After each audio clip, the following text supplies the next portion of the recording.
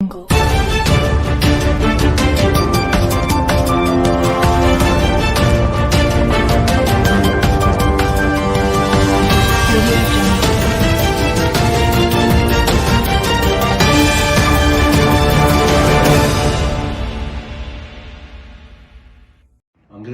ભારત છોડે 75 વર્ષ થઈ ગયા, પરંતુ ધાર્મિક, સાંસ્કૃતિક, શૈક્ષણિક, વહીવટી કામકાજથી લઈને પહેરવેશ સુદ્ધાના એમના રીતિ રિવાજોની અસર આજે પણ આપણા ઉપર વર્તાય છે.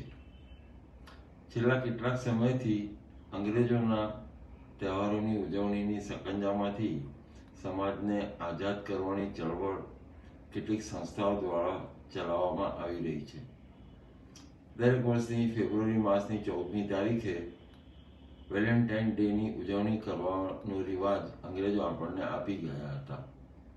ઘણા બધા લોકો વેલેન્ટાઇન ડેનો અર્થ જાણ્યા વગર એની ઉજવણી કરતા જોવા મળતા હોય છે. આ પ્રથા નાબૂદ કરવા માટે કેટલીક સંસ્થાઓ દ્વારા આ દિવસને માતૃપિતૃ પૂજન દિવસ તરીકે ઉજવવાની ઝુંબેશ શરૂ કરેલ છે.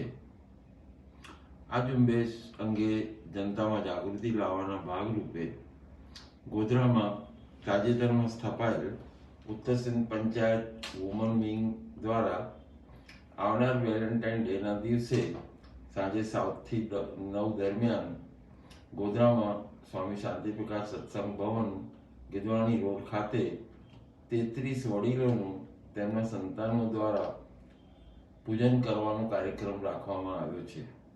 આ પ્રસંગે મુખ્ય વક્તા તરીકે રાજ્યના ભૂતપૂર્વ મંત્રી અને દેવગઢ બારિયાના રાજમાતા શ્રી ઉર્વશી દેવીજી પણ ઉપસ્થિત રહેનાર છે.